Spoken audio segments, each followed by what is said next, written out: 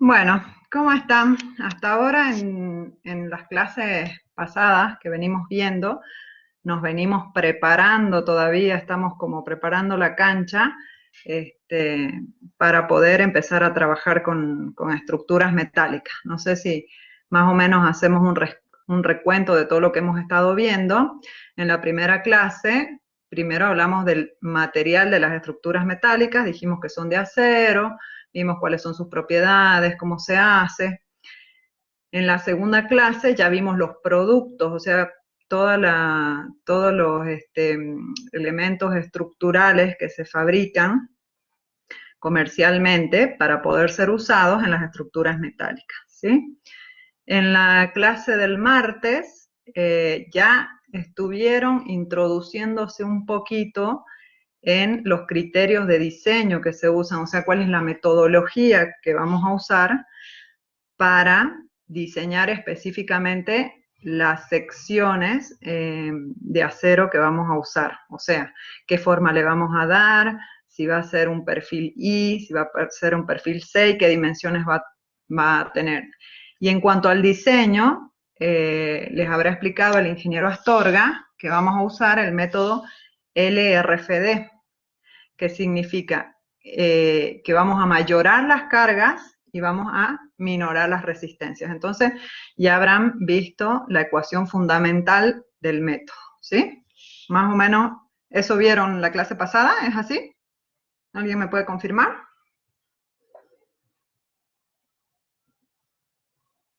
¿Hablaron del método LRFD? ¿Sí? Bien, bien. ¿Ustedes ya habían trabajado con mayoración de cargas en alguna otra asignatura? ¿Sí? En hormigón. ¿Y con minoración de resistencia también?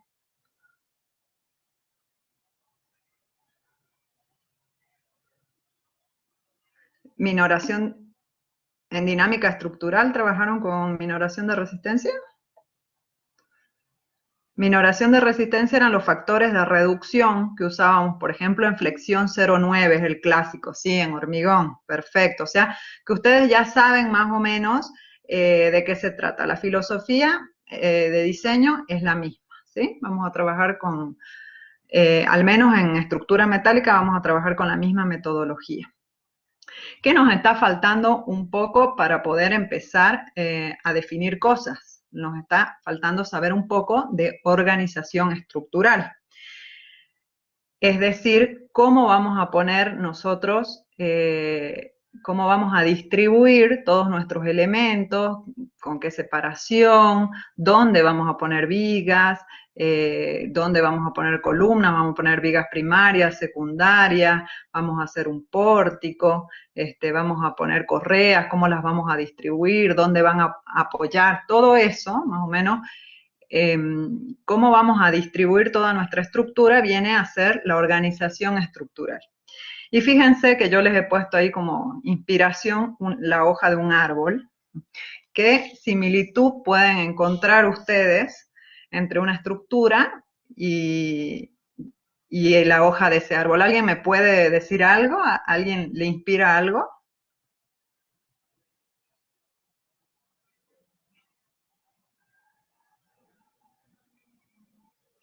Esa hoja tiene algo de organización estructural. Miren, fíjense, préstenle atención.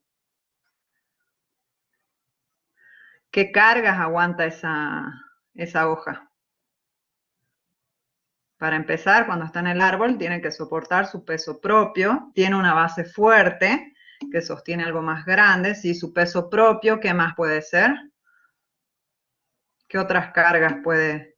El viento, ajá, ¿qué más? Y la lluvia, ¿sí? Principalmente esas, ¿no es cierto? Y fíjense que tiene como, bueno, si me escuchan los biólogos, capaz que van a decir que está hablando esta ingeniera, pero yo les voy a decir que tiene como una membrana entre medio de unas pequeñas ramificaciones, fíjense, tiene como una pequeña membranita que va entre las ramificaciones, que son más finitas en los extremos y se van engrosando hacia el centro, ¿sí? Y hay muchas de esas, y todas esas están después contenidas o descargan sobre una ramificación mayor, ¿sí? Fíjense, ¿ve? Entonces, esta, que agrupa todas las otras que son más pequeñas, tiene un diámetro un poquito más grande, y después todas esas, digámosle, vigas primarias son agrupadas en el tronquito de la hoja, que es a su vez más gruesito. Si continuamos nosotros mentalmente con este análisis, bueno, la hojita va a una ramita, esa ramita va a una rama más gruesa, y así sucesivamente hasta que llegamos al tronco del árbol, ¿sí? Si seguimos bajando, llegamos a la base del árbol, que es la parte más gruesa del árbol, y es todo un esquema, toda una organización que está, que está puesta de esa forma para resistir todas esas cargas que habíamos dicho, tanto el peso propio, el viento y la lluvia, ¿sí? Eso es más o menos lo que nosotros ahora tenemos que hacer con nuestras estructuras metálicas, ¿sí? Tenemos que pensar en cómo vamos a ir distribuyendo todos los elementos que van a ser los encargados de transmitir las cargas al suelo. Y según cómo nosotros vayamos organizando todos estos elementos, o sea, esta organización tiene que ser eficiente, tiene que ser de tal forma que ocupemos la menor cantidad de material posible. ¿Cómo nos vamos a dar cuenta de eso en una estructura metálica? Bueno, mientras más liviana sea, quiere decir que estamos usando menos material. Entonces, tenemos que distribuirla estratégicamente a las vigas, las correas, las columnas, de tal forma de que nuestra estructura termine siendo eficiente. Y como les había dicho, el objetivo principal entonces de nuestra organización estructural es que las cargas a las que va a estar solicitada la estructura se puedan transferir hasta el suelo, ¿sí? Bien, una vez que llegamos al suelo también nuestra estructura va a estar en contacto con las fundaciones, con el suelo. Entonces esa es una parte importante también que tenemos que tener en cuenta. Ahora imagínense que esta distribución de elementos estructurales pueden aparecer casi tantas opciones como ingenieros trabajen en eso, ¿sí? Seguramente si yo tengo que resolver un proyecto, seguro que lo voy a hacer distinto que cualquier otro ingeniero que intente hacerlo. Por supuesto que vamos a coincidir en varias cosas, pero cada uno va a resolverlo según su experiencia y según su propio criterio. Entonces, existen distintos medios o distintas formas, digamos, de solucionar o de organizar una estructura, ¿sí? Y por supuesto que las fundaciones también es una parte importante que el diseñador debe tener en cuenta. Entonces, veamos cuáles son las condiciones que debe cumplir nuestro sistema estructural. En primer lugar, debe ser funcional. Bueno, es un poco, si lo hace un arquitecto, de la parte de la funcionalidad se encarga el arquitecto, o sea, de la distribución de los ambientes y todo lo demás, pero bueno, con la estructura nosotros tenemos que acompañar esa funcionalidad y no poner vigas, por ejemplo, donde interrumpan el paso o de una altura demasiado grande que no nos dejen suficiente paso por debajo, por decir un ejemplo, ¿sí? Estéticas y de imagen, bueno, en lo posible vamos a tratar de hacer cosas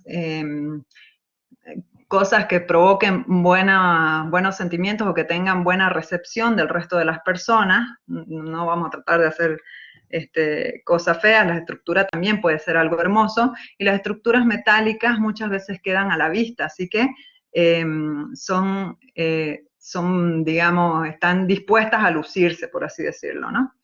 Después de existencia, bueno, para que se mantenga la estructura a lo largo del tiempo, tiene que poder transferir las cargas, como habíamos dicho, hasta las fundaciones de forma correcta, o sea, tiene que cumplir con ciertos requisitos de equilibrio y de estabilidad, bueno, de permanencia también. Los materiales que se usen deben ser adecuados, deben tener un buen mantenimiento, O sea, y la estructura en sí tiene que tener una buena rigidez y una buena durabilidad, ¿sí? Después de factibilidad, bueno, la idea es diseñar cosas que se puedan construir, tanto desde el punto de vista económico como desde el punto de vista tecnológico, porque de nada sirve hacer algo demasiado extraordinario que después no sea posible construir. Y después, desde el punto de vista ambiental, vamos a intentar de hacer estructuras que sean sustentables, es decir, no vamos a usar materiales en exceso y, en lo posible, tratando de reducir los desperdicios y el consumo energético, ¿sí? Esas son las condiciones que sería bueno que cumpliera nuestra estructura. Bien, entonces habíamos dicho que el principal objetivo nuestro era transferir cargas. ¿Y qué tipos de cargas tenemos que transferir? ¿Cómo las podríamos agrupar de forma general? ¿Quién me puede decir?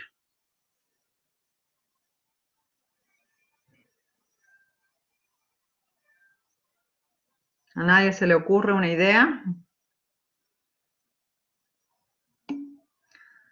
Cargas muertas y cargas vivas, bueno, pero ambas vienen siendo cargas verticales, ¿sí? ¿Está bien? O sea, tenemos cargas muertas, cargas vivas, tenemos cargas estáticas y dinámicas, sí, es cierto, pero en cuanto a la orientación de las cargas, podríamos de forma general decir que son cargas verticales y cargas horizontales, ¿sí?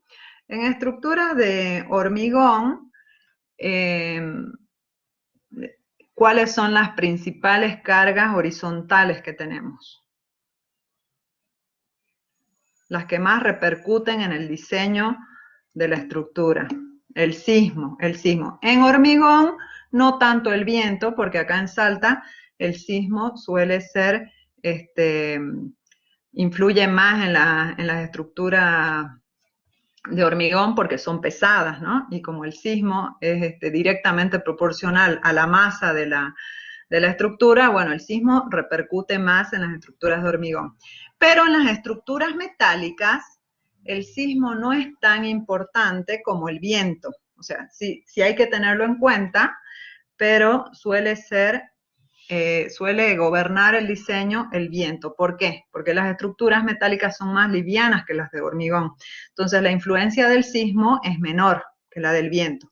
Y muchas veces tenemos estructuras metálicas que tienen mucha superficie expuesta al viento o que son muy altas y mientras más arriba nos vamos, más altas son las cargas de viento, entonces pueden llegar a gobernar nuestro diseño. Entonces, vamos viendo un poquito a modo de repaso cómo se hace de forma general la transferencia de cargas verticales desde el lugar donde están aplicadas hasta las fundaciones.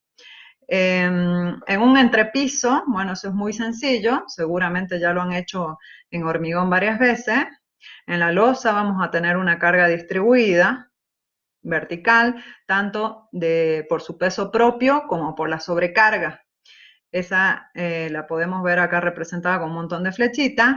Esa losa va a apoyar sobre vigas, ¿sí? O sea que vamos a tener una reacción en el apoyo donde la losa se apoya sobre la viga. Y esa reacción, fíjense, a la hora de analizar la viga, pasa a ser una acción, una carga distribuida linealmente. ¿Sí?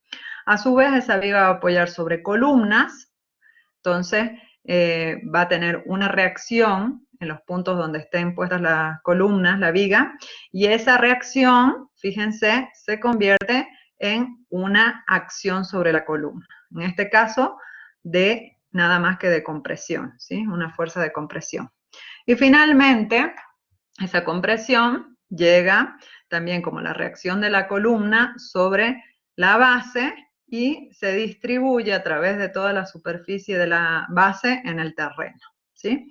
Este es el camino de cargas que nosotros tenemos para cargas verticales, que ustedes ya han debido trabajar con eso, ya lo conocen, lo deberían más o menos tener claro. Bien, En el caso de estructuras metálicas, las vigas, bueno, son perfiles metálicos, pueden ser perfiles metálicos. Y esto, por ejemplo, que es un entrepiso, ¿cómo se materializa? Se puede materializar ya sea con steel deck, como les mostré en la clase pasada, o también han debido ver entablonados de madera, ¿sí? Se pueden poner entablonados de madera fijados en una viga de acero para armar un entrepiso. O este es el de steel framing, ¿sí? Acá tenemos un encofrado metálico y arriba va el hormigón y acá tienen la unión húmeda. Esas son las otras opciones. Ah, no, perdón, este de acá abajo es el de steel deck. Y este de acá arriba es con una unión, usando viguetas o losetas de hormigón armado y haciendo una unión húmeda. Esas son las distintas formas de hacer un entrepiso con vigas metálicas.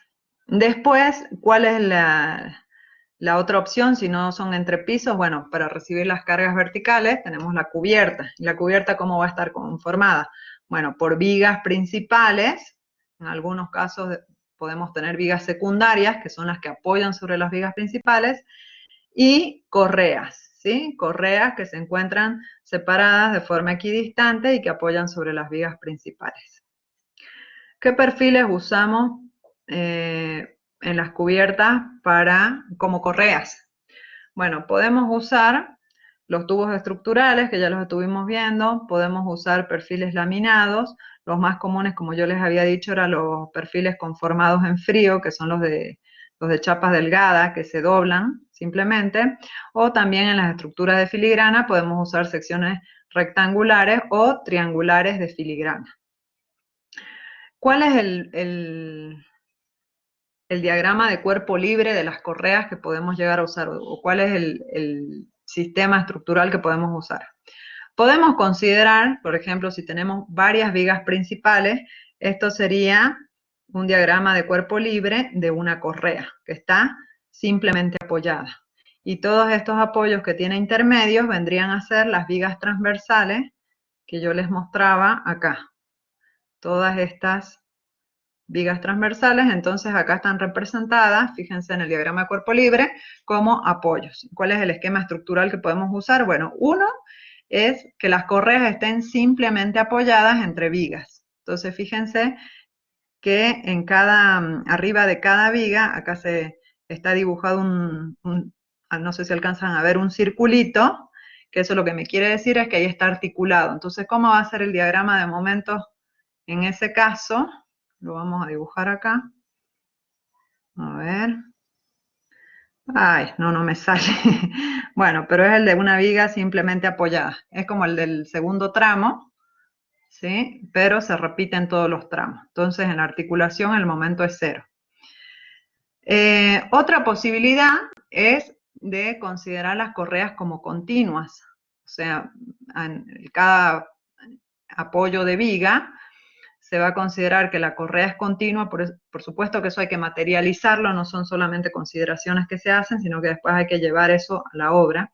Y en este caso, el diagrama de momento, entonces, va a pasar de ser 0 en los extremos a tener un momento negativo en las puntas, más parecido al de abajo, ¿sí? Y así siguiendo.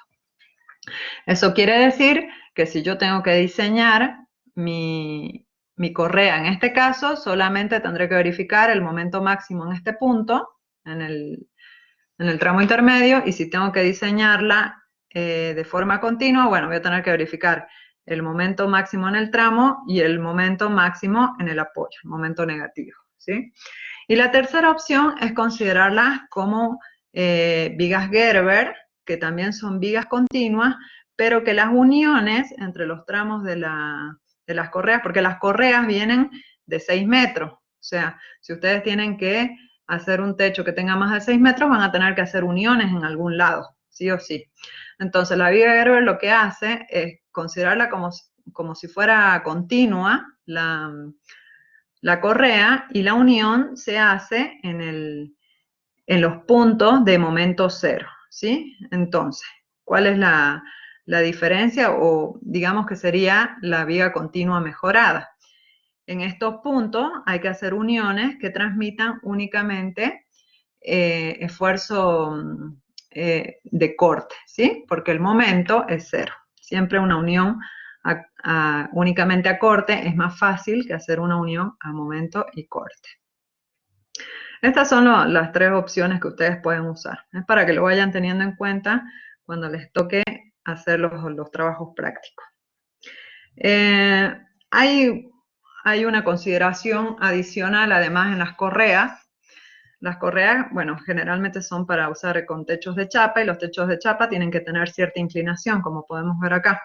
Entonces, por lo tanto, las cargas gravitatorias que nosotros tenemos no van a estar alineadas con el eje baricéntrico de la sección, ¿sí? Y por lo tanto, entonces las cargas gravitatorias van a tener una componente perpendicular al eje de mayor inercia y otra componente en la dirección del eje de mayor inercia, ¿sí? Esto lo que hace es hacer que nuestras correas estén solicitadas a flexión disimétrica, es decir, flexión en los dos planos. Entonces, fíjense, esta componente me va a producir momento alrededor del eje de mayor inercia y esta componente horizontal, acá no sé si la alcanzan a ver, me va a producir momento alrededor del eje de menor inercia, ¿sí? Bueno, acá les puedo ir adelantando algo respecto de las tillas. Para esta carga, el apoyo de la correa va a ser entre vigas principales, ¿sí? Es como si nosotros rectificáramos esta sección, la pusiéramos derechita, entonces los apoyos van a ser entre las vigas principales. Pero para esta carga horizontal, llamémosle, suponiendo los ejes inclinados, el apoyo, en principio, también va a ser entre esas dos vigas, pero se pueden usar tillas, que no son otra cosa que tensores. Acá, no sé si alcanzan a ver, es una barrita circular que llega por abajo y después sale por arriba. Entonces, ¿qué? Lo que hacen es acortar la luz de cálculo de momento alrededor del eje de menor inercia, que es el que menos resistencia tiene, ¿sí? ¿Se entiende eso más o menos? ¿O queda alguna duda?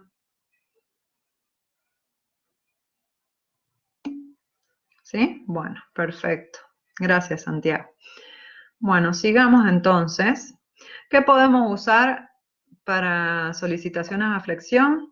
Bueno, acá vamos a ver distintos tipos estructurales. ¿Qué vendría a ser un tipo estructural? Vendría a ser ya una agrupación de elementos que nosotros podemos usar para resistir determinada solicitación.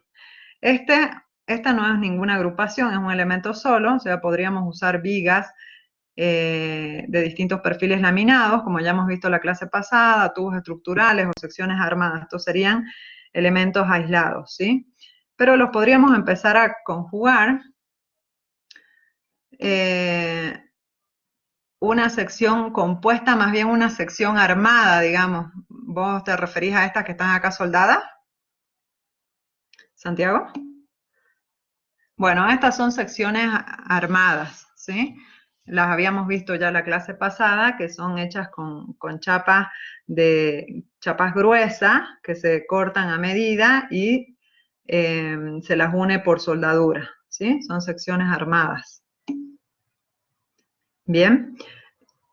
Esto, digamos que es la clásica viga de hormigón que usamos en la viga rectangular. Bueno, en acero tenemos muchas opciones, estos son algunos ejemplos, pero podríamos usar cualquiera de las que vimos la clase pasada.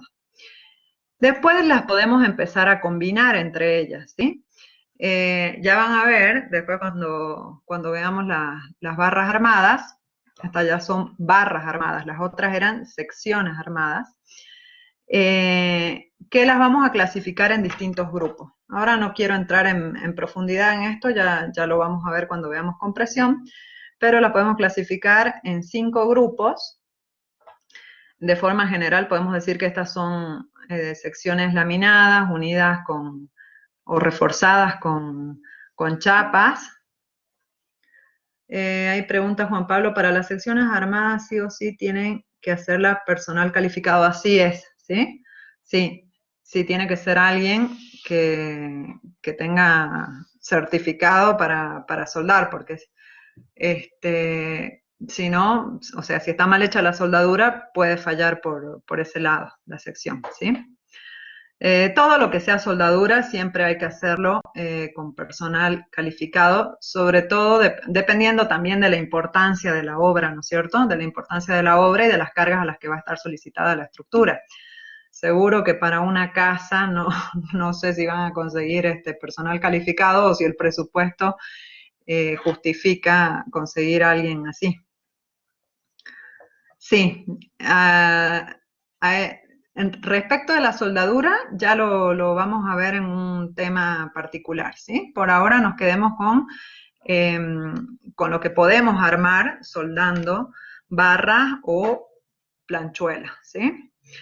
Después, en cuanto al grupo 2, entonces podemos unir perfiles L, fíjense, dos perfiles L con una planchuela al medio. Esa planchuela no tiene que ser a lo largo de todo el perfil, de todos los perfiles L, puede ser por tramito, fíjense acá en planta, ¿ve? Acá tienen una planchuelita, después a cierta separación tienen otra, y esto lo van a ver mucho en reticulados metálicos, ¿sí? Se lo usa para trabajar a tracción y a compresión. Después pueden tener perfiles laminados, eso es del grupo 3, unidos con eh, planchuelas también agujereadas, ¿sí? Para hacer una sección más grande. Después van a tener barras armadas del grupo 4. Estas ya están compuestas por cordones, pueden ser 2 cordones, fíjense, en este caso son 2 cordones, y en este caso son 4 cordones, ¿sí? Lo que estamos viendo acá. Y en las caras, para unir los cordones, tenemos celosías. Las celosías son diagonales y cada cierta distancia se pone una presilla transversal. Y después las del grupo 5, que tenemos los cordones unidos eh, eh, por plata banda. No, perdón, por presilla, ¿sí? Por presillas cada cierta distancia, estas son las del grupo 5. ¿Qué otra opción tenemos? Bueno, otra opción es usar elementos livianos en celosía, que son las que conocemos como filigranas. Ya les había mostrado una foto la clase pasada. Igual en este tema vamos a incursionar más en el siguiente semestre, ¿sí? Pero también están formados por cordones y por celosías, que son barras circulares macizas, ¿sí? Ya vamos a entrar en detalle en eso.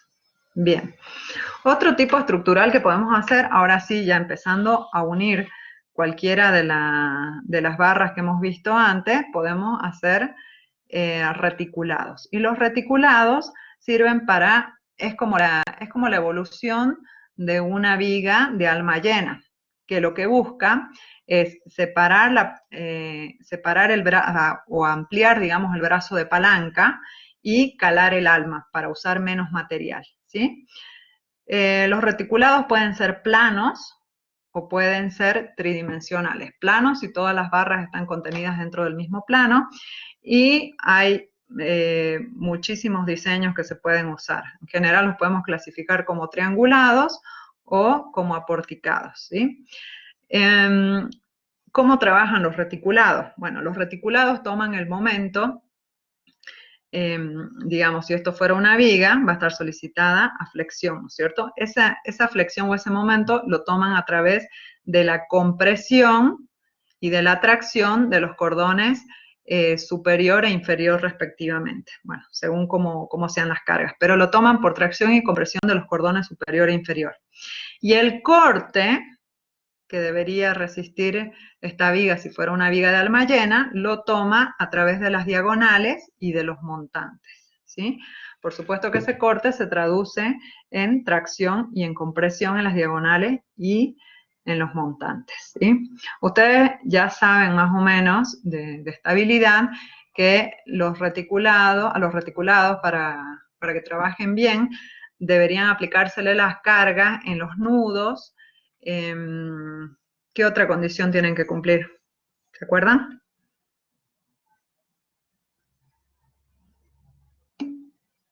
Tienen que estar articuladas, todas las barras tienen que estar articuladas, perfecto. Y bueno, los reticulados espaciales se usan para cubrir grandes superficies. Fíjense acá el techo este, no sé qué luz de cálculo tendrá, pero se ve que las dimensiones son bastante importantes. Y tienen la forma básica de un tetraedro, ¿sí? Puede ser de base cuadrada o de base triangular. Igual no vamos a entrar en detalle en eso, es solo de forma general. ¿Qué tipos de reticulados planos tenemos? Bueno, fíjense, el Warren, que está conformado por un cordón superior, un cordón inferior y diagonales. Para cargas verticales hacia abajo, gravitatorias, vamos a tener que el cordón inferior está comprimido, eso es en general en todos los reticulados, y que el cordón inferior está traccionado, y fíjense que las diagonales van a estar una traccionada, una comprimida, una traccionada, una comprimida. Se le pueden hacer distintas variaciones, fíjense, este es Warren en forma de arco, este es Warren con montantes intermedios, tiene distinta altura en el punto 3 que en el 4 para darle una cierta pendiente, o sea, este sería para hacer un techo a un agua y este para hacer techo a 2 aguas, ¿sí?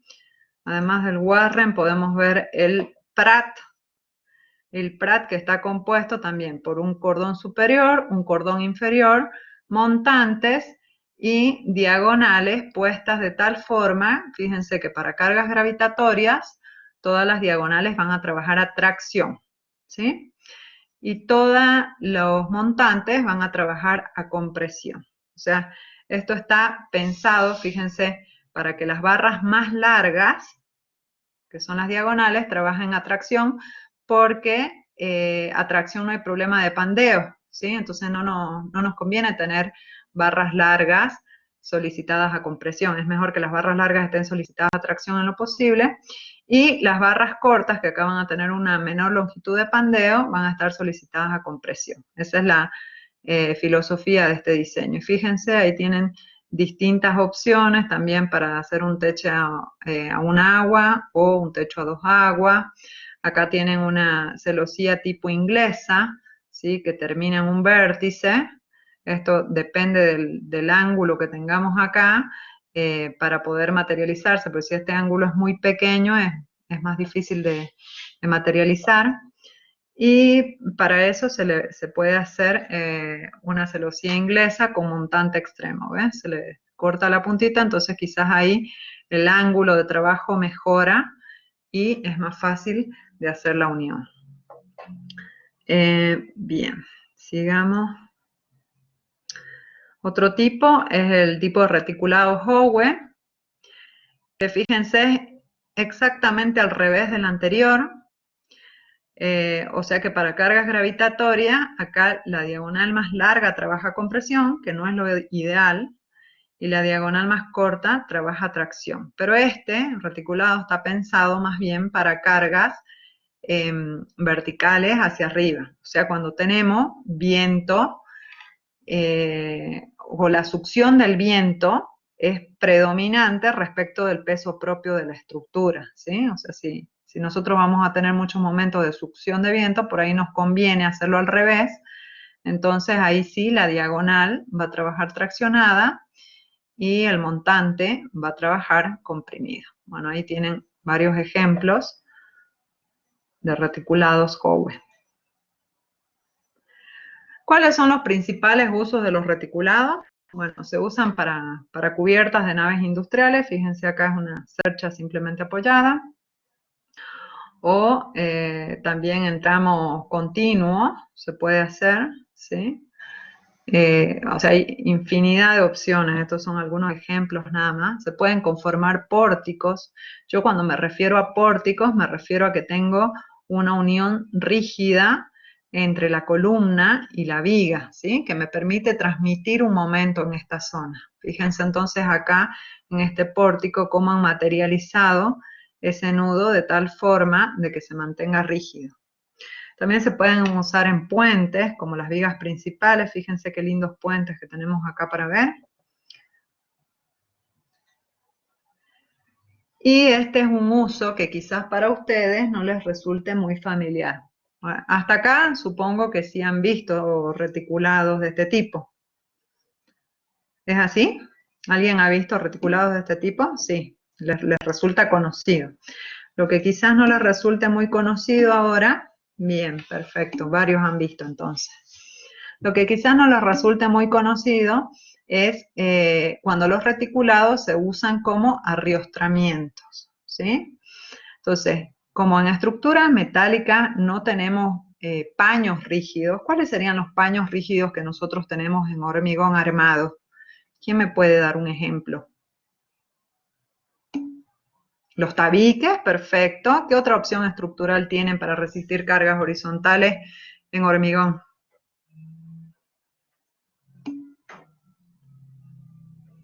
La caja de escalera, bueno, está formada por tabiques, ¿no es cierto? Generalmente. Pero si no son tabiques, ¿qué otra cosa podemos usar? O sea, hay casas que están construidas y no tienen ni un solo tabique. Muro de contrafuerte podría ser también, aunque no es muy usual, pero sí puede ser. ¿Qué más se usa en hormigón para resistir cargas horizontales? En una casa, ¿qué usan? Porque son muy pocas las casas que pueden llegar a tener algún tabique. Es un poco caro para una casa. ¿Cómo hacemos? ¿Cómo hacemos para que nuestra casa, que tiene columnas y vigas, no se caiga cuando viene un sismo? Las losas lo que hacen es redistribuir esas cargas horizontales en toda la planta. Pero ¿qué nos lleva? Buenas fundaciones, bases, son todas cosas necesarias, pero vigas de arriostramiento, vigas con arriostre. Ay, nos está faltando una figura importante que en realidad ya les hablé yo un poquito de eso en la diapositiva anterior. ¿Qué hacemos con las vigas y las columnas? ¿Qué tenemos que hacer con las vigas y las columnas para que nos aguanten una carga horizontal?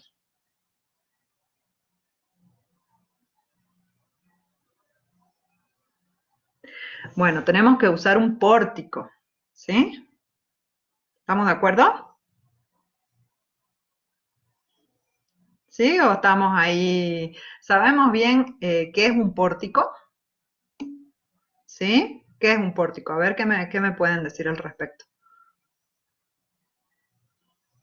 ¿Cómo definirían un pórtico ustedes?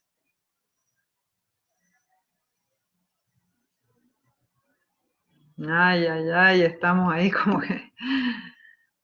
Sí, es un esquema estructural, muy bien, pero ¿qué condición tiene que cumplir un conjunto de vigas y columnas? ¿Y qué condición tiene que cumplir para que cuando yo le aplique una fuerza no se desplace, digamos, demasiado o no sea inestable, mejor dicho? De rigidez, bien. ¿Y cómo le doy esa rigidez? Tiene que estar en equilibrio. ¿Cómo hago para que esté en equilibrio?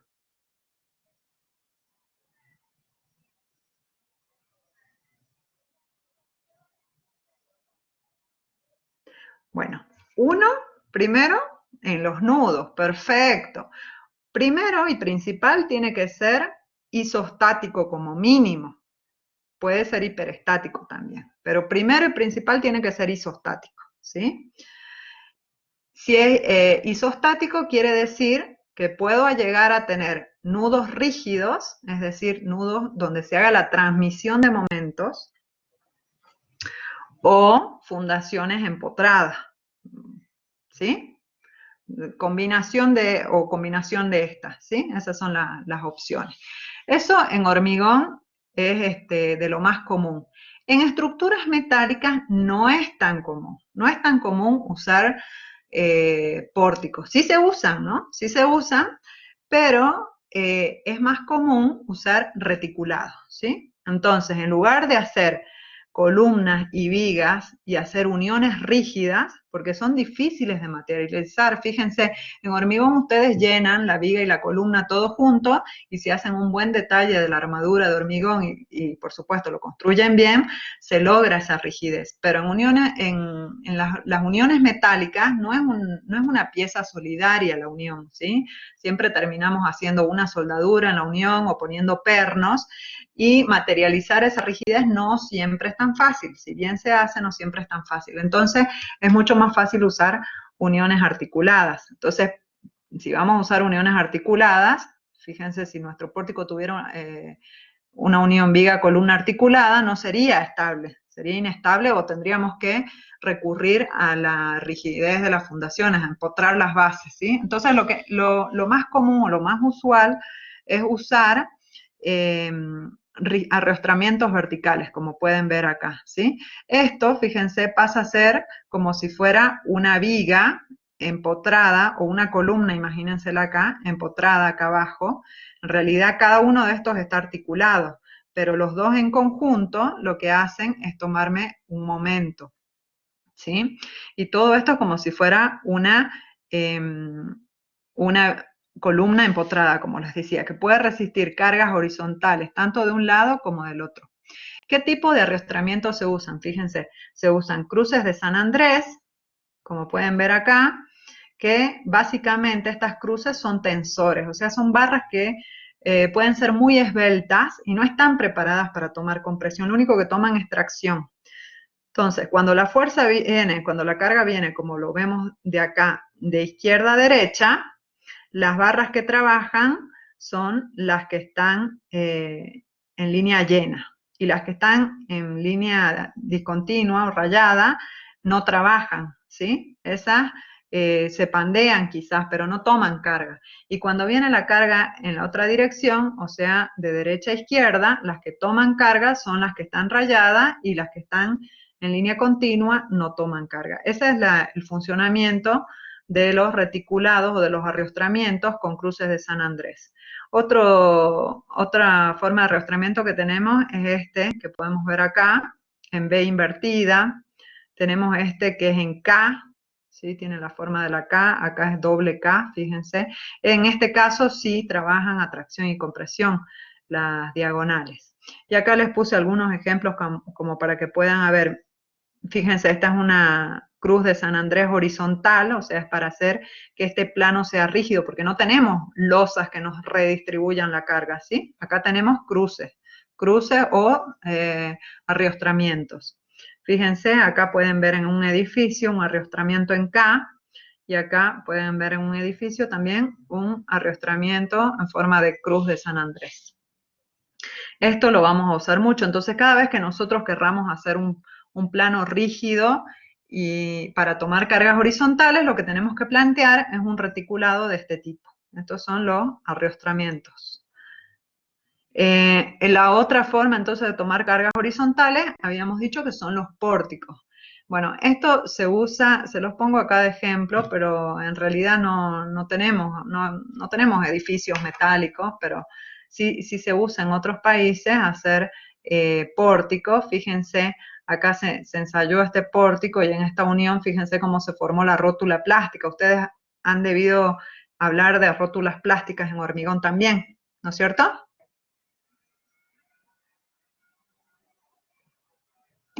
¿Sí? Bien, perfecto. En dinámica. Bueno, acá ocurre lo mismo, nada más que en lugar de plastificar la armadura del hormigón, lo que empieza a plastificar son zonas de la viga de acero. Fíjense acá, esta es un perfil I, fíjense cómo se ve el pandeo local del ala, ¿sí? Acá también. Y acá no se alcanza a ver porque está en el mismo plano, pero esta sombra nos da la idea de que también se produjo un pandeo local del alma, ¿sí? Esto es después de una repetición de varias cargas cíclicas. Bueno, y no voy a entrar en detalle en esto, pero hay distintos tipos de pórtico, que eso ya es básicamente para diseño sísmico, cuando se hacen edificios en los cuales la fuerza sísmica es más predominante que el viento, que sí los hay también. Pero nos vamos a quedar con las naves industriales y con estructuras más pequeñas en las que predomina el viento, ¿sí? Bueno, acá hay otro tipo de pórtico, fíjense, donde las vigas se han materializado con, con reticulado, y esto está pensado, digamos, para disipar energía durante el sismo. Bueno, se le hace ahí como un fusible, digamos, a la viga. Y hay distintos tipos de pórticos sismos resistentes, ¿sí? Ahí estamos viendo generalmente estos así en forma de caca invertida o diagonales, estos que trabajan a tracción y compresión, estas rigidizaciones verticales que trabajan a tracción y compresión son las que se usan para estructuras sismorresistentes.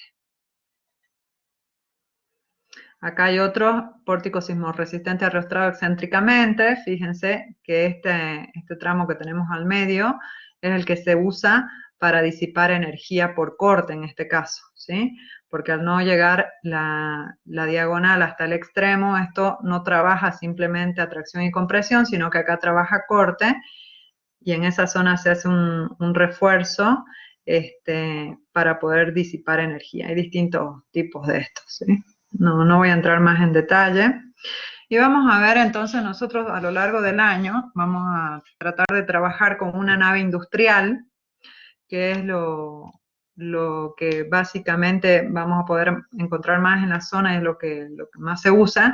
Ustedes, comprendiendo de todas formas estos conceptos, van a poder trabajar con cualquier estructura metálica. ¿Y cómo está conformada una nave industrial y para qué sirve? ¿Sí? Una nave industrial sirve para producir algo, para para almacenar cosas. Entonces, generalmente lo que se necesita es mucha luz libre. Esa es la característica fundamental. Se la hace de estructura metálica porque al ser mucha superficie y tener vigas de mucha luz, bueno, se puede resolver fácilmente con estructura metálica. ¿Cómo está compuesta? Bueno, esta que tenemos acá de ejemplo es media complicadita, pero básicamente tiene una estructura transversal tipo, como pueden ver acá, que es la encargada de resistir, puede ser de resistir las cargas horizontales o de llevar las cargas verticales hasta el piso. Se pone de forma equidistante, o según el proyecto, ¿no? Pero en general se trata de hacer todas las estructuras transversales tipo a una distancia equidistante. La cubierta normalmente es metálica. Bueno, puede tener algunas particularidades como un alero. Los cerramientos pueden ser también de chapa, verticales, como habíamos visto en alguna de las clases también. Y vamos a tener un cerramiento, una estructura de cerramiento transversal, ¿sí? Que es la que está cortando a la nave de forma transversal, y una longitudinal, que podría ser toda esta pared, que es la que se encuentra a lo largo de la nave industrial. Esos serían básicamente los componentes. ¿Se entiende? ¿Se entendió más o menos eso? ¿Sí? Bien. Bueno, sigamos entonces. Acá tenemos un esquemita un poco más sencillo. Entonces, esta habíamos dicho que va a ser la estructura transversal. Cualquiera de estas puede ser la estructura transversal tipo, ¿ves? Que se repite. Después tenemos una estructura longitudinal, que van a ser estos planos a lo largo de la nave, estos transversales, y después vamos a tener arriostramientos, ¿sí? Vamos a tener arriostramientos verticales, como podemos ver acá, y arriostramientos horizontales. Ya vamos a ver dónde los ponemos y cuándo los ponemos. Eso es algo que me gustaría que se vayan entendiendo de esta clase, ¿sí? Todo depende de cómo sea el camino que nosotros sigamos para llevar las cargas al piso. ¿Cuál es la secuencia constructiva? Bueno, más o menos acá hay un esquema de cómo se hace. Lo primero que se hace es poner las columnas. Segundo, se pone la parte de los reticulados, si es que fuera reticulados o viga. Esto es algo muy general, ¿no? En realidad depende de cada proyecto en particular, es algo esquemático. Después se ponen las correas, ¿sí? Y después de las correas, finalmente, se ponen los arriostramientos. Bueno, ¿cuáles son las recomendaciones de diseño? La elección de forma y dimensiones adecuadas según la solicitación. Eso es parte del diseño del ingeniero. La viga, qué altura se va a usar, la columna, trabaja en flexocompresión o trabaja únicamente a compresión. Si tenemos torsión, es mejor usar secciones cerradas que las abiertas, que se comportan mejor a torsión. Eso ya, algo de eso ya deberían saber de estabilidad. Después, en cuanto a la cantidad de elementos que vamos a usar, lo ideal sería usar la menor cantidad, ¿sí? La concentración frente a la dispersión conduce a diseños más convenientes. Esta decisión está ligada con la selección del módulo ideal, que ya vamos a ver qué es eso. O sea, por ejemplo, una columna con puente grúa depende de la carga del puente y no del módulo. O sea, mayor módulo, menor cantidad de columnas. La misma columna por viento, mayor módulo, mayor carga, ¿sí? El módulo es la separación entre columnas. De todas formas, eso ahora ya se los voy a explicar. Bueno, ahora sí, esto es lo que tienen que prestar atención y lo que me gustaría que comprendan. Existen básicamente dos esquemas estructurales que podemos adoptar a la hora de diseñar una estructura metálica, ¿sí?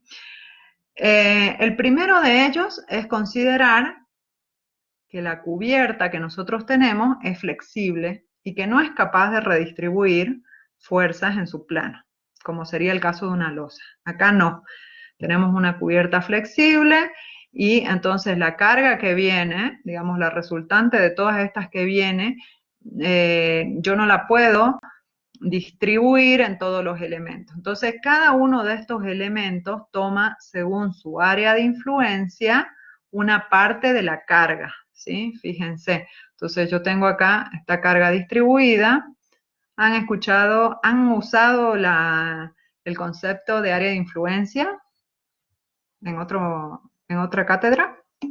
¿Sí? Ah, perfecto. O sea que me entienden. Entonces, ahora vamos a ver cómo sería en este caso. Si tenemos las cargas horizontales, valga la aclaración que estos esquemas que vamos a ver, estos dos esquemas estructurales que vamos a ver, ahora son para transferir cargas horizontales, ¿sí? Ya sabemos cómo se transfieren las cargas verticales, entonces vamos a ver ahora cómo transferimos las cargas horizontales. Entonces, supongamos que acá tenemos una fuerza de viento, que es una fuerza por unidad de superficie, pero que por área de influencia, como esta es una cubierta flexible, va a terminar afectando a cada una de las partes según su área de influencia, ¿sí? Como podemos ver ahí, el área de influencia de este pórtico, acá está esquematizado el plano rígido como un pórtico, va a ser la que podemos ver acá, ¿sí? Que es la mitad de la luz entre los pórticos para un lado y la mitad de la luz entre los pórticos para el otro lado. Toda la carga entonces que le corresponde a este pórtico depende del área de influencia que tiene. Y cada pórtico toma por separado la carga que le llega según esa área de influencia. Entonces todos los planos tienen que ser igualmente resistentes. Todos los planos tienen que poder resistir esa carga horizontal y tienen que poder transmitirla al suelo, ¿sí? Si vemos acá este esquema en planta, entonces en todos los casos, fíjense, cada uno de los planos rígidos serían los 2A, son todos iguales, ¿bien? Si hacemos un corte acá por la sección A y rebatimos esto ya viéndolo como una nave industrial, digamos, porque acá está hecho con pórticos, ¿sí? Bueno, haciendo un pórtico metálico, fíjense, esta estructura tiene que ser entonces como mínimo isostática o hiperestática, según habíamos visto en la diapositiva anterior. Entonces viene la carga horizontal y todo este pórtico tiene que ser capaz de tomarlo. Además, por otra parte, bueno, tiene que tomar cada uno de esos planos, tiene que tomar la carga vertical. Entonces, veamos, este es isostático, es hiperestático, ¿qué les parece? ¿Cuántos grados de libertad tenemos? ¿Quién me puede decir? Fíjense, acá está empotrado y acá tengo dos articulaciones. Es hiperestático, perfecto, sí. Tenemos 9 grados de libertad, ¿sí? Porque tenemos las dos columnas y la viga de arriba, son 9 grados de libertad, 3 por 3, 9, menos 4 grados de libertad que están restringidos por estas dos articulaciones, nos quedan 5. Y acá tenemos 3 y 3, 6, 6 restricciones, entonces nos queda que es hiperestático de primer grado. Entonces, esta estructura sí es capaz de tomar las cargas horizontales. Acá también podemos ver un corte en BB, o sea, estaríamos viendo la estructura longitudinal de la nave. Y cada uno de estos, entonces, es el plano 2A, son los planos rígidos. Y cuando el cerramiento se hace con estructura liviana, lo que se hace es poner correas longitudinales separadas adecuadamente, y sobre esas correas, que son estas líneas que podemos ver acá, y sobre esas correas se apoya una chapa de forma vertical, ¿sí? Esas correas y esa chapa lo que tienen que tomar son las cargas horizontales de viento. Y esas son las encargadas, entonces, cuando el viento viene, digamos, cuando hay viento, lo primero que hace es accionar sobre la chapa. La chapa está apoyada en las correas están apoyadas en las columnas, ya sea de forma continua o articulada en cada una de las columnas, como vimos al principio. Y en esas columnas entonces nos va a llegar una carga que simplificadamente podemos decir que es distribuida. O sea, si nos queremos hacer a los exquisitos, podemos decir que es puntual en los apoyos de las correas, pero si la consideramos distribuida no es mucha la diferencia, porque como están equidistantes las correas, entonces es casi como si tuviéramos una carga distribuida. Y esa carga distribuida que llega a las columnas, luego es esta que podemos ver acá, y todo el pórtico tiene que ser capaz de tomar esa carga. ¿Eso se entiende hasta ahí?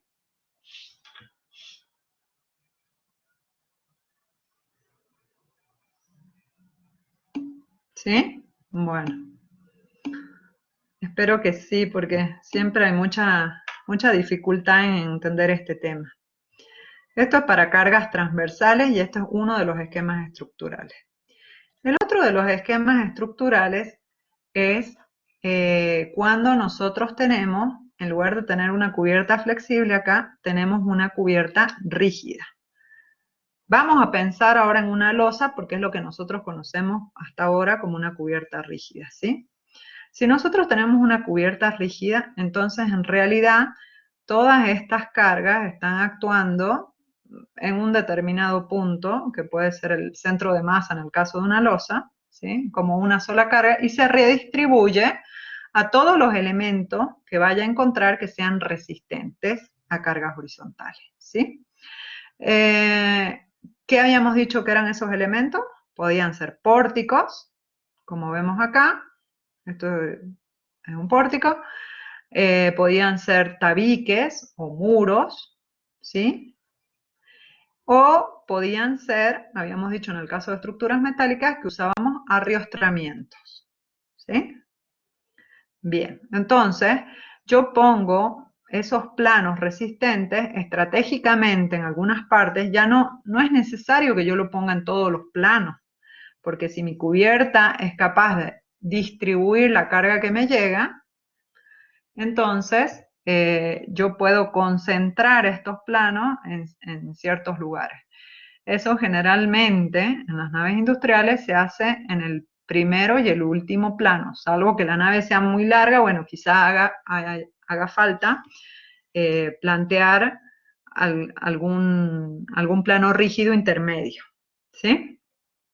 Bueno, ¿cómo hacemos en estructuras metálicas para que esta cubierta sea rígida o se comporte similarmente a una cubierta rígida? No vamos a hacer una cubierta de hormigón.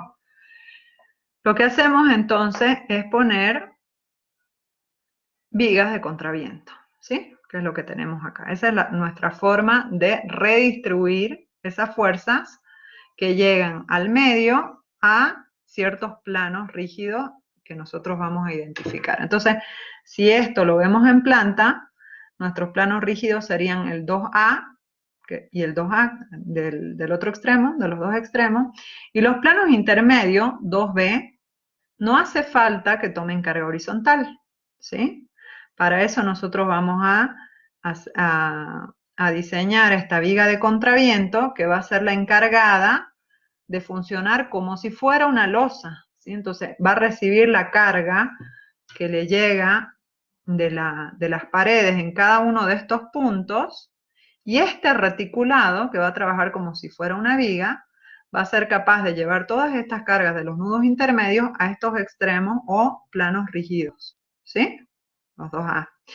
Entonces, veamos acá si hacemos un corte en A y vemos uno de estos planos intermedios que no son rígidos, fíjense, este pórtico está articulado en la base y está articulado en la unión viga-columna. Entonces, ¿cómo es este pórtico? ¿Quién me puede decir?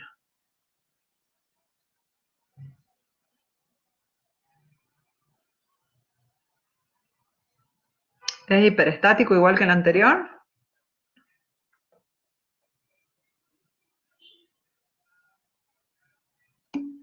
No. ¿Cómo es?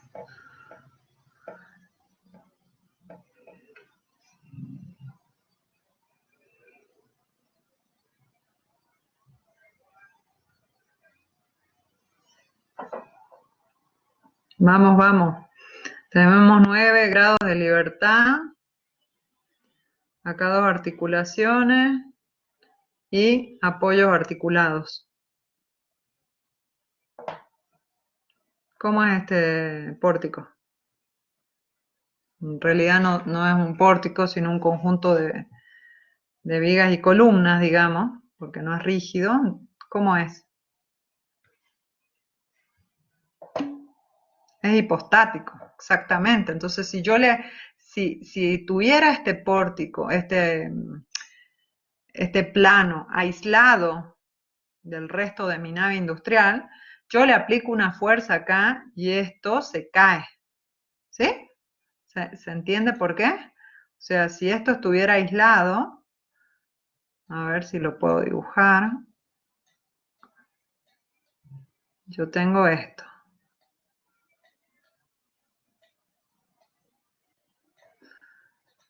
Y si tengo una carga horizontal, ¿qué es lo que va a pasar? Esto va a rotar así.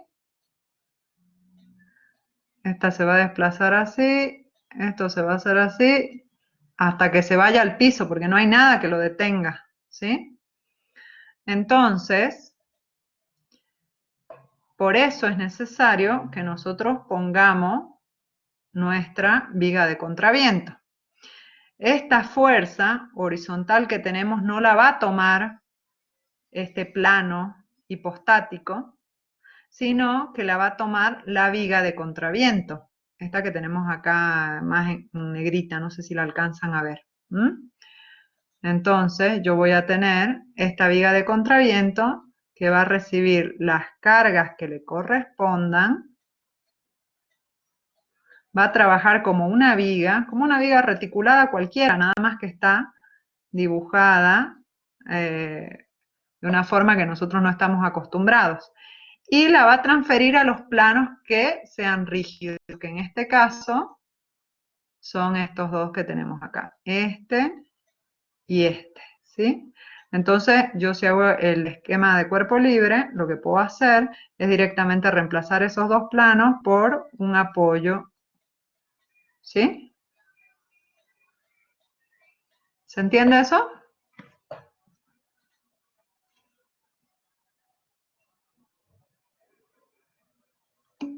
¿Sí? Perfecto, perfecto. Bueno, fíjense, acá los planos 2A o rígidos son los que ya veníamos viendo. Puede ser un muro, puede ser un pórtico, que tiene que ser como mínimo isostático, o pueden ser combinaciones de reticulado, ¿sí? O sea, yo estos mismos planos, entonces los puedo rigidizar con reticulado.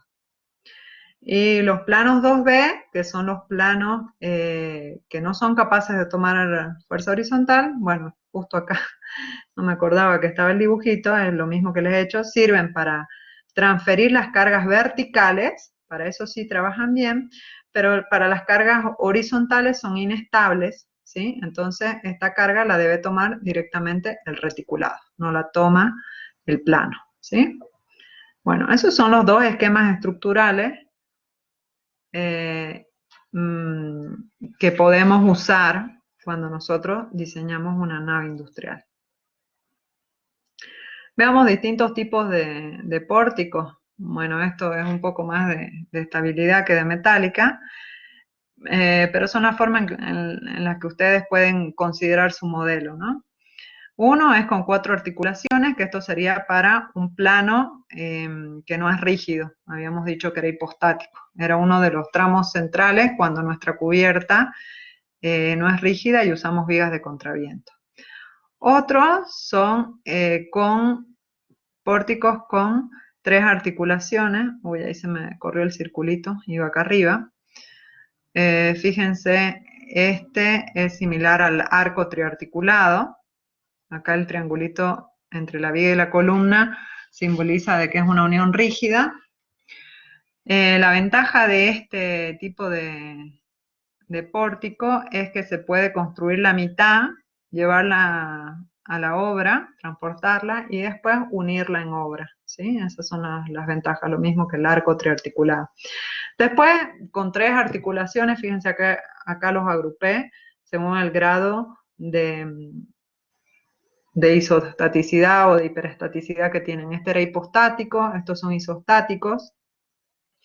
Acá tenemos 2 articulaciones en la parte superior y estos apoyos que son uno empotrado y el otro articulado. Esta es una combinación rara, pero en algunos casos vale la pena usarla.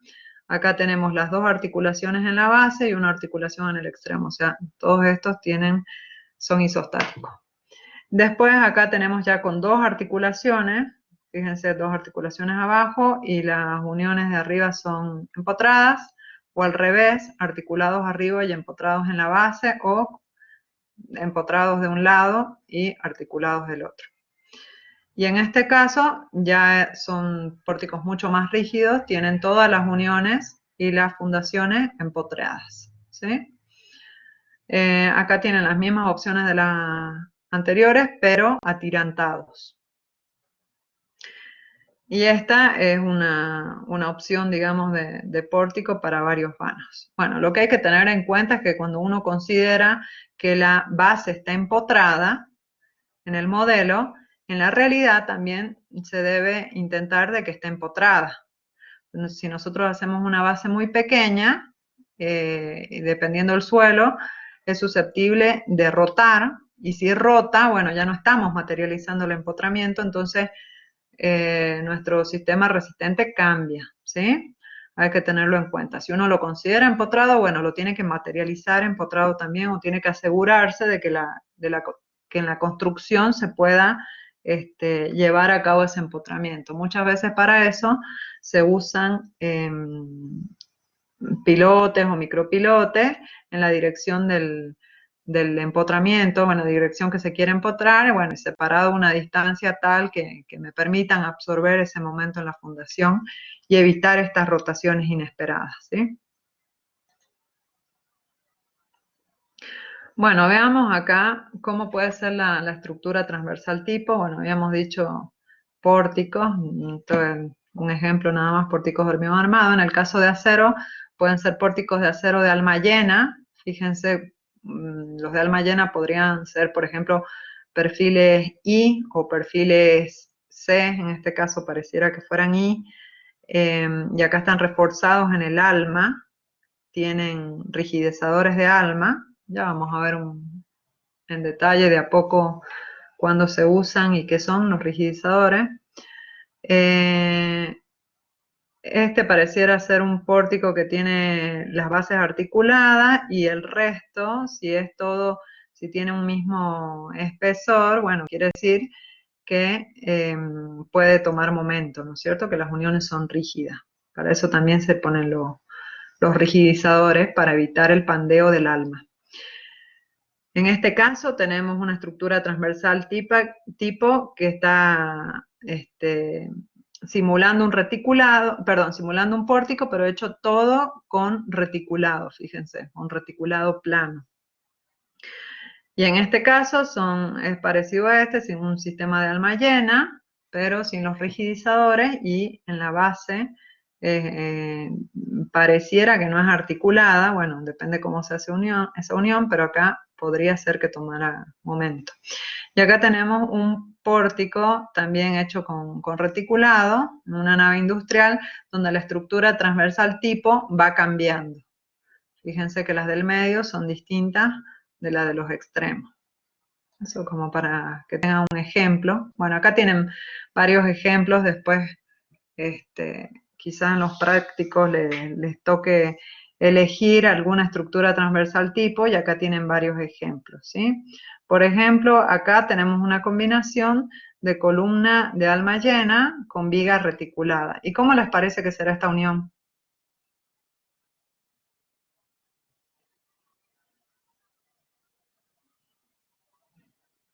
O sea, de solo verla, ¿qué podemos decir?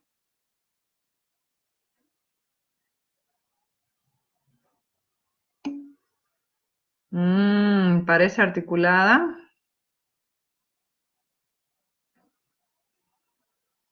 Fíjense que acá se está formando un nudo, digamos, con cierto espesor, por así decirlo, ¿sí? Fíjense acá, uy, es medio difícil dibujar con el mouse, pero fíjense que ahí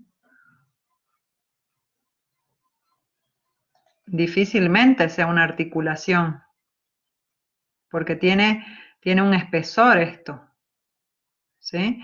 Comparemos con este punto. ¿Este qué parece?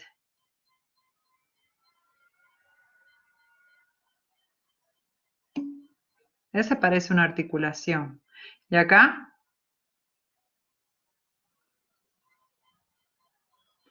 ¿Por qué es una articulación? No tenemos brazo de palanca acá para tomar un momento. ¿Y acá? Acá sí. ¿Ah? Fíjense que acá tenemos un pequeño brazo de palanca horizontal y acá tenemos otro vertical. ¿Se entiende? Y acá en la base,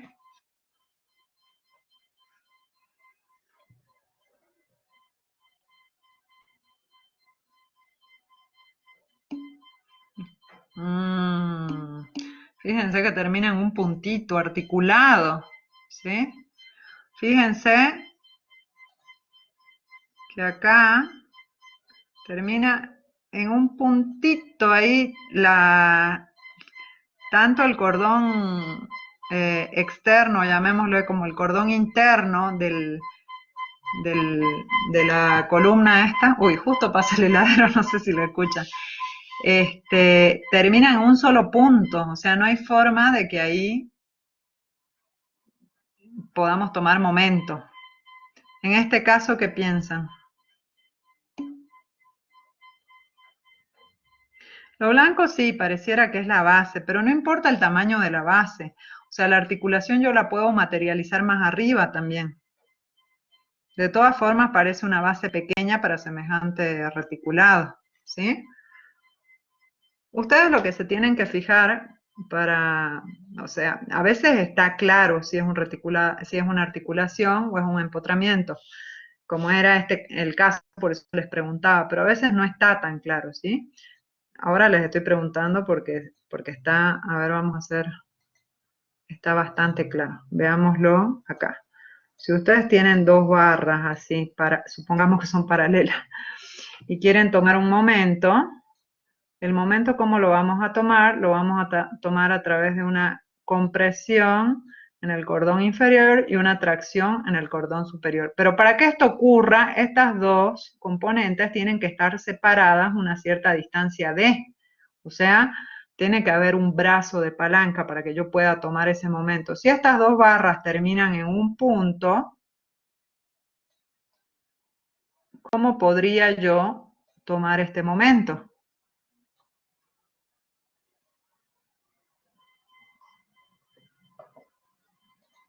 ¿Se entiende? ¿Sí? Bien, entonces vamos a ver acá. En este caso, ¿qué piensan que quiso hacer el ingeniero? Articulado. ¿Y acá? Empotrado. Muy bien. Acá. Empotrado. Bueno, esto es simétrico, empotrado y articulado. ¿Sí? Acá.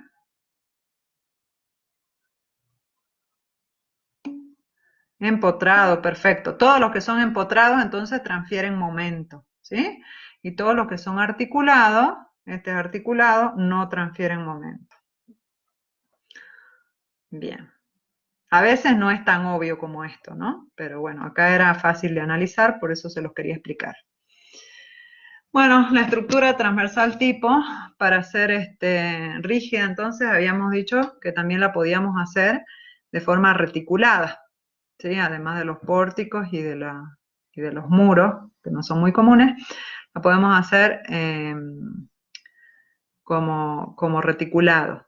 Estos planos rígidos, imagínense que en una nave industrial poner uno de estos planos en el medio de la nave va a dificultar la funcionalidad de la nave, porque quizás lo que buscamos generalmente es que tengamos la vía libre en el medio, ¿sí? Entonces estos planos lo que se hace es ponerlos en los extremos, por eso yo les había dicho en el esquema estructural que los poníamos al principio o al final de la nave, y siempre pensando en que si no se va a ampliar la nave, porque si no después nos queda restringido el paso. Bueno, habíamos visto entonces el esquema estructural para fuerzas horizontales transversales. Para las fuerzas longitudinales ocurre algo similar, tenemos dos esquemas. Uno, un esquema estructural cuando la cubierta es flexible. Si la cubierta es flexible, bueno, tendríamos que tomar, igual que en el otro caso, con cada uno de los planos, según el área de influencia que le llega, o sea, por ejemplo, al del medio, le va a llegar, a ver, toda la carga vertical que caiga acá, ¿sí? Y toda la carga horizontal que caiga acá, en este plano, ¿sí? Por su área de influencia. Y todo eso lo va a tener que tomar el plano del medio.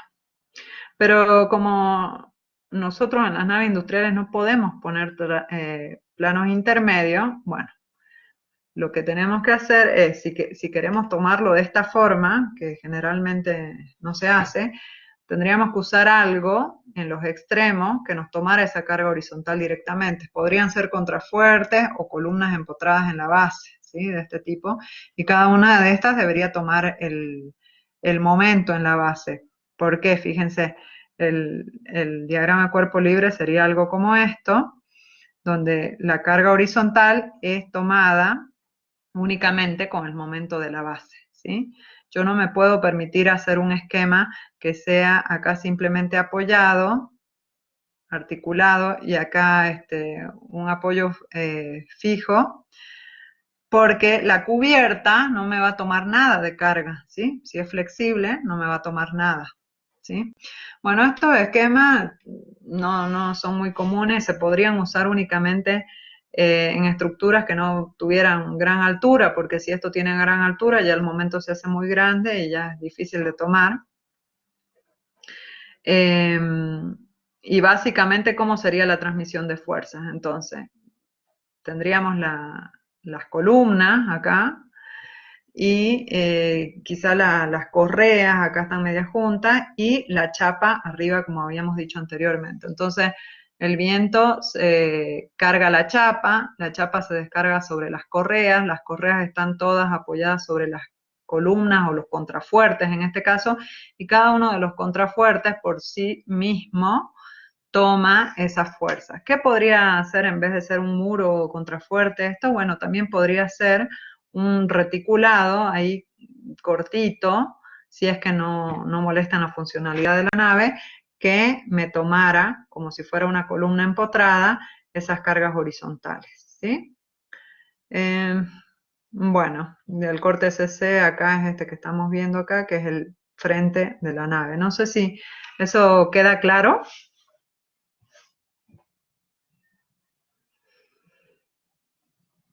¿Les queda claro o tienen alguna duda?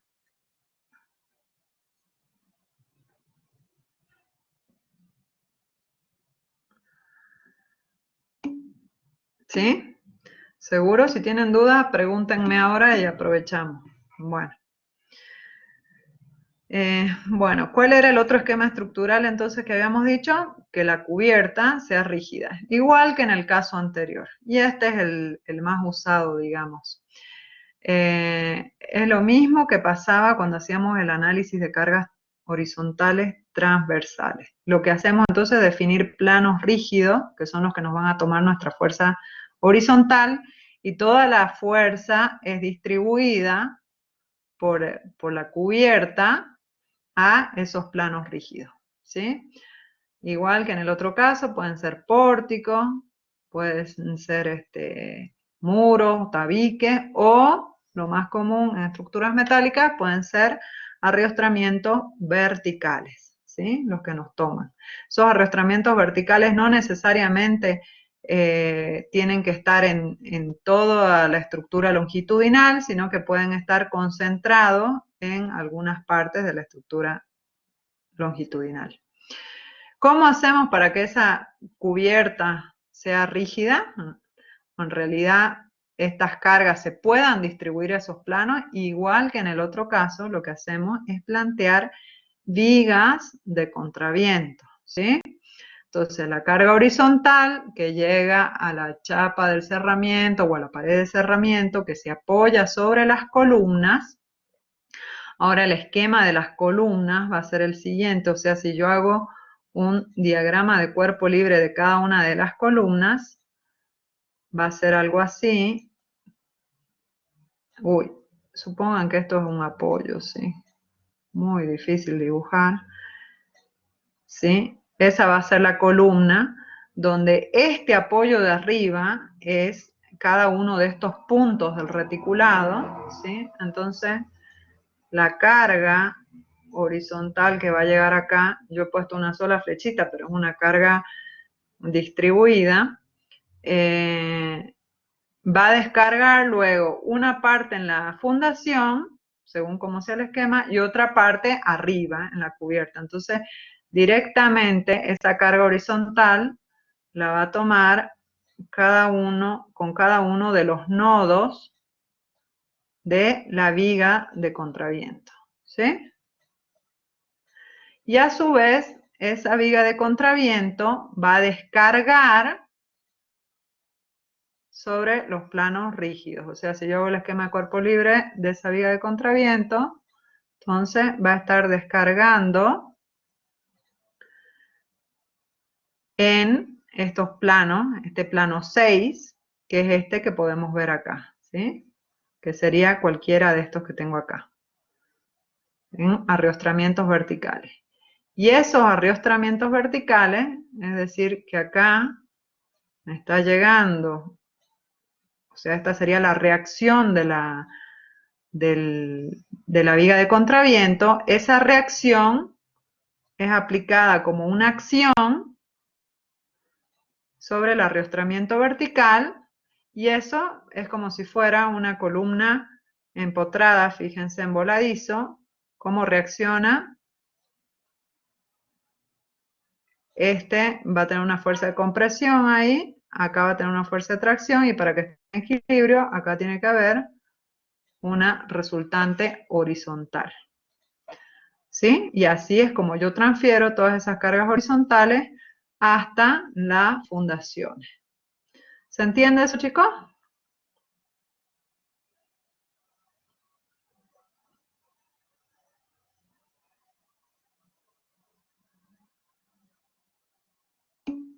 ¿Sí? Bueno, perfecto. Bueno, como nosotros en viento, recuerdan, creo que han visto en dinámica, ¿no? El cálculo de las cargas de viento. Vamos a tener una carga de presión en la cara barlovento y una de succión en la cara sotavento, ¿sí? Entonces, la que está a presión en la cara barlovento es la que va a ser encargada de tomar la viga de contraviento que esté de ese lado, y la carga de succión que tenemos de este lado, si es que el viento, supongamos que el viento viene en esa dirección, ¿no es cierto? Y la de succión que vamos a tener de este lado va a ser tomada con la viga de contraviento del otro lado, ¿sí? O sea, sobre este lado viene el viento a barlovento, hace presión sobre la cara delantera y la toma esta viga. Y sobre esta hay succión y esta carga la toma esta viga de contraviento. Y después la transfiere al arrastramiento vertical y de ahí al suelo. ¿Sí? ¿Se entiende?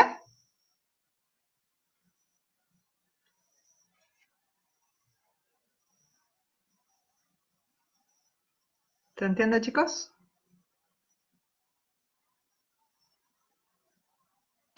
¿Sí? Bueno, fíjense que lo mismo pasaba acá, ya les muestro 2 segundos. Lo mismo pasa acá, creo que no se los mencioné. Voy a tener una carga de viento, si es en esta dirección, ¿sí? Voy a tener presión acá y voy a tener succión acá, ¿sí? Entonces la presión del viento la va a tomar esta viga de contraviento y la va a llevar a estos planos, y la succión la va a tomar esta viga de contraviento y la va a llevar a estos planos. Es el mismo caso, nada más que analizado en sentido transversal. Bien. Bueno, hasta ahí está claro entonces, respecto de los dos esquemas estructurales.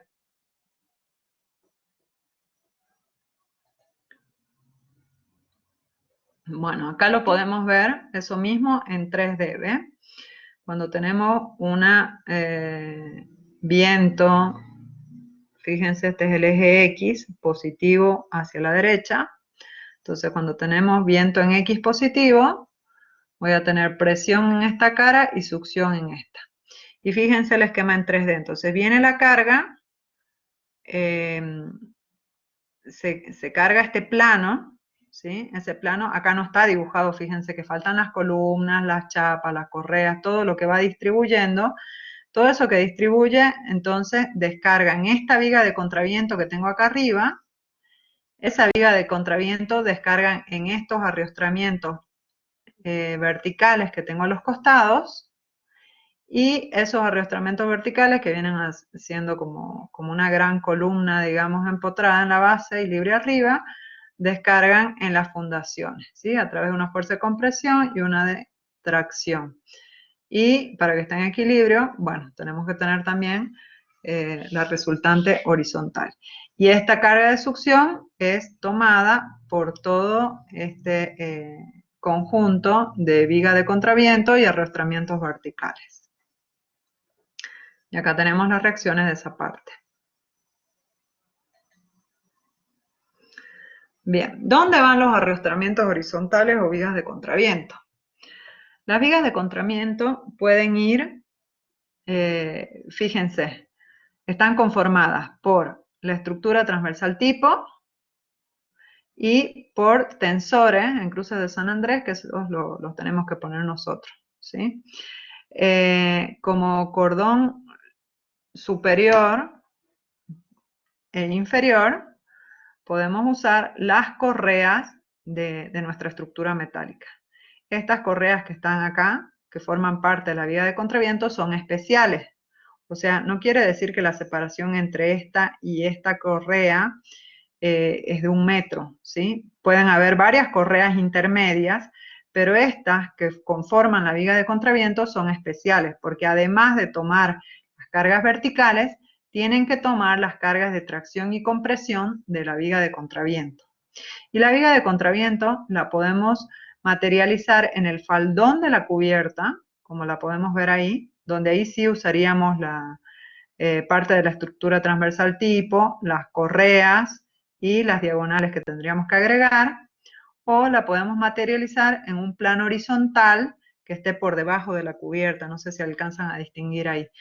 En esta opción la transferencia de cargas es más fácil, pero para materializarla tenemos que agregar estructura que no tenemos, porque acá tenemos que agregar el cordón inferior que no lo tenemos, y si esto no es una cercha metálica y esto forma parte del cordón inferior de la cercha metálica, bueno, ahí también tendríamos que agregar estructura que no contamos, ¿sí? O sea, en esta opción usamos los elementos que ya tenemos en la cubierta y en esta quizás tengamos que agregar algunos que no tenemos. Bueno, este es el análisis de carga cuando la viga de contraviento se encuentra en el faldón de la cubierta y cuando se encuentra en el plano horizontal. Bueno, no me voy a detener ahora en esto, después ustedes véanlo en detalle, hagan el análisis y cualquier duda, en todo caso, me consultan. Cuando usamos los arrastramientos horizontales o la viga de contraviento transversal, que es la que tenemos acá, también surgen las mismas opciones. Una es hacerlo en el faldón de la cubierta, como podemos ver acá el ejemplo, y otra es hacerlo en un plano horizontal más abajo. Bueno, tienen las mismas desventajas que en el caso anterior, que acá hay que agregar estructura con la que no contamos, ¿sí? Y en algunos casos, si la nave industrial tiene una altura importante, bueno, quizás sea necesario disminuir la longitud de pandeo de estas columnas y para eso podemos agregar una viga de contraviento intermedia, a una altura intermedia.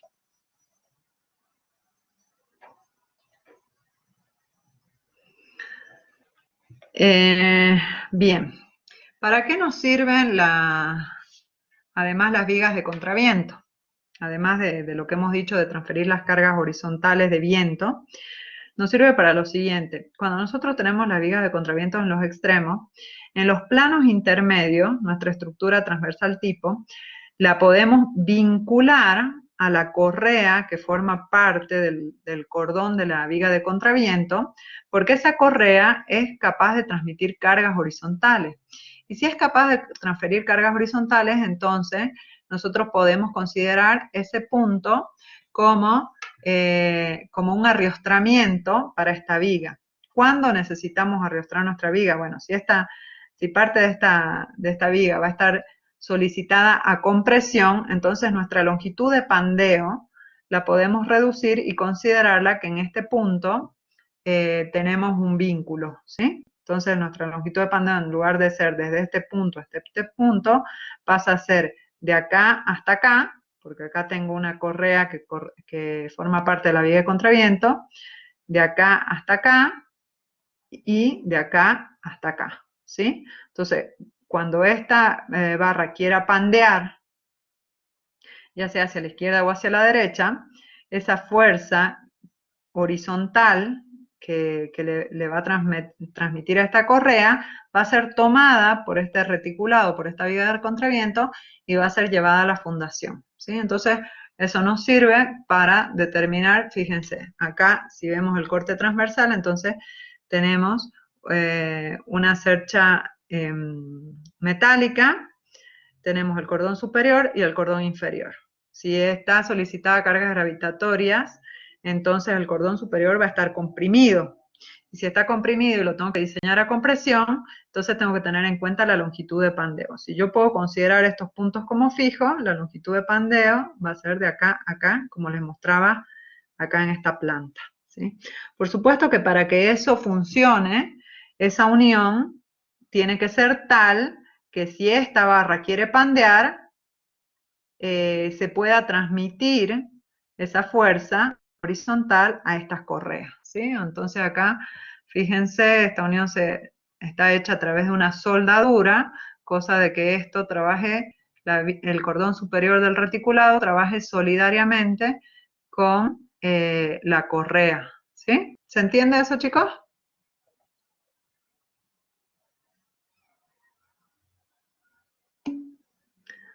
Bien, bien, me alegro. Bueno, los arrastramientos, eso era en cuanto a los arrastramientos horizontales. Los arrastramientos verticales tienen el mismo funcionamiento, o sea, si ustedes entendieron el concepto anterior, esto es lo mismo, ¿sí? La carga horizontal de viento que va a llegar al arrastramiento vertical, entonces se transmite, habíamos dicho, a través del mecanismo de reticulado y terminamos teniendo acá una reacción vertical y una horizontal, una de tracción y una de compresión. Ahora díganme, entonces, si este es el mecanismo de funcionamiento del arrastramiento vertical, estos apoyos, ¿cómo deberían ser? ¿Qué tipo de apoyos tienen que ser?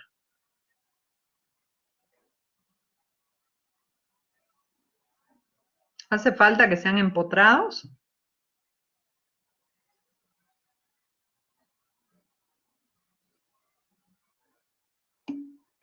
No, no necesariamente. O sea, si los empotro voy a tener una estructura hiperestática, pero innecesariamente, porque primero que un empotramiento es difícil de materializar y después que al ser un reticulado así como está configurado, bueno, directamente lo puedo tomar con apoyo fijo, ¿sí? Puedo tomar esa fuerza horizontal con apoyo fijo. Entonces, no es necesario que empotren las columnas de su nave industrial innecesariamente. Otra cosa que les quería aclarar, que el año pasado por ahí hubo bastante confusión, es que no necesariamente, si yo digo que un apoyo es empotrado, tiene que ser empotrado en ambas direcciones perpendiculares, ¿sí?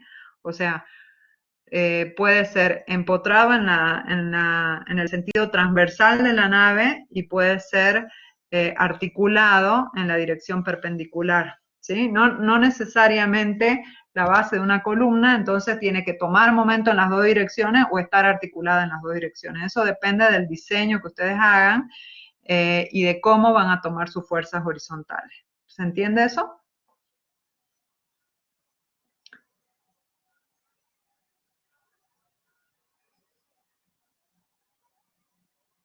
¿Se entiende o quedó medio confuso? ¿Sí? O sea, si yo tengo, a ver, vamos a ver si puedo dibujar algo. Supongamos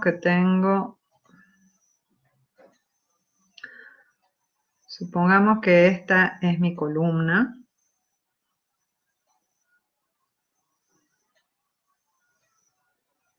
¿sí?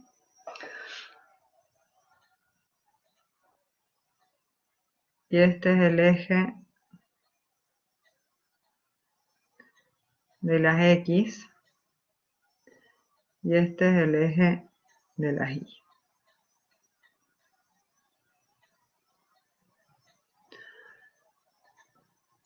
Bien, yo puedo hacer una unión que me tome momento alrededor del eje X para aprovechar mi perfil porque tiene mayor momento de inercia alrededor de ese eje, pero en la otra dirección, o sea, alrededor del eje Y, puedo plantear un reticulado como este, ¿sí?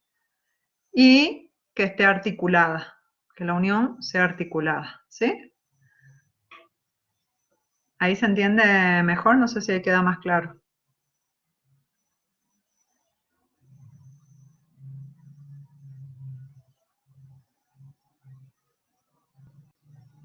los estoy perdiendo, ya nadie me contesta.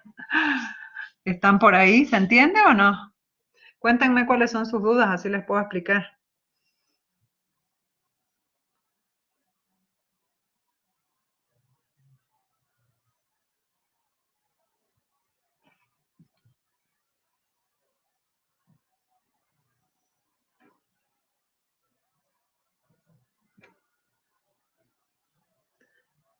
Hola, hola. ¿Hay alguien por ahí?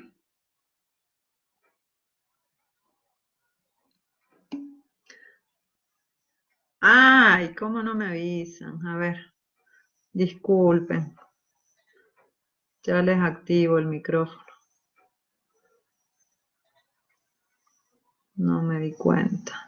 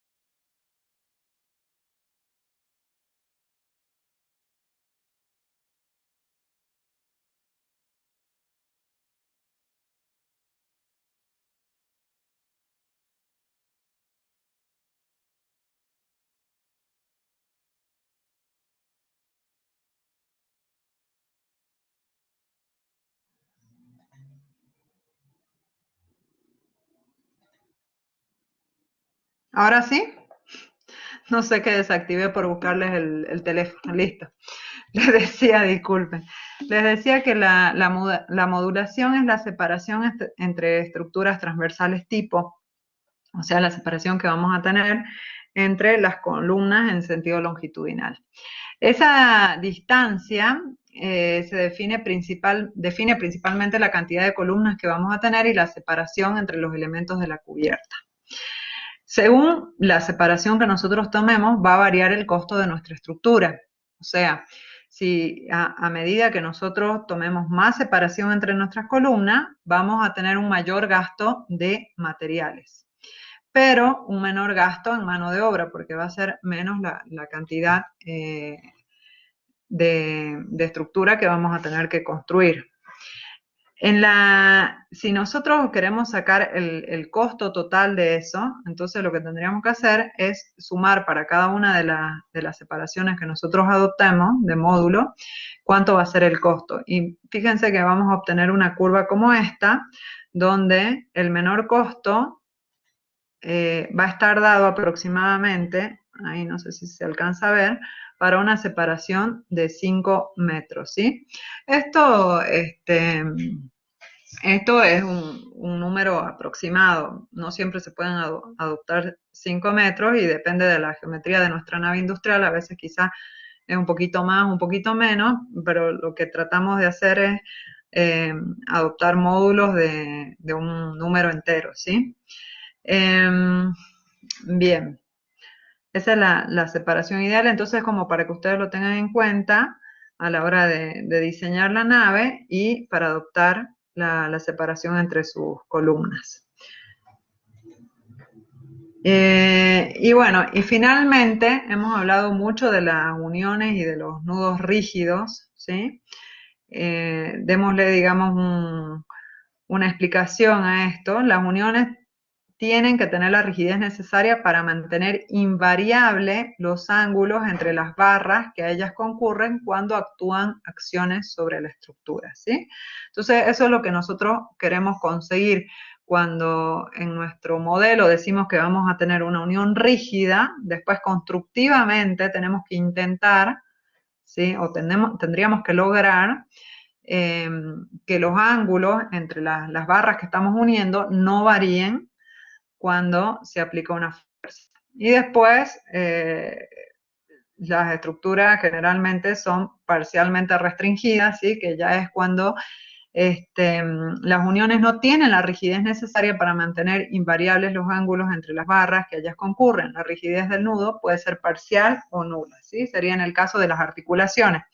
Las articulaciones perfectas casi que no existen, siempre se termina tomando un pequeño momento, es muy, muy difícil de hacer una articulación perfecta, pero bueno, en el caso de que tomemos un momento que no queremos tomar porque nuestro modelo es articulado, ese momento debería ser lo suficientemente pequeño para no afectar el diseño que hemos considerado. Bueno, con esto ya más o menos vamos terminando. Quería mostrarles que no solamente son naves industriales lo que podemos hacer, sino que hay una infinidad de estructuras metálicas, además de también los edificios, que no son muy comunes en nuestro medio, pero sí, por ejemplo, las torres de tanques de agua o las torres eléctricas. ¿Sí? Bueno, con esto ya terminamos la clase de hoy. Quería decirle muchas gracias por su atención. Ya dentro de poco deberíamos empezar con los trabajos prácticos. Así que ya les estaremos avisando. El ingeniero Méndez tenía que conectarse hoy, pero estaba otra vez con problemas de conectividad. A ver, no me dijo nada, creo que no se va a conectar, no sé. Así que sí, esta clase queda grabada y yo ya les subo la presentación en PDF, no se preocupen. Bueno, muchísimas gracias por su atención entonces.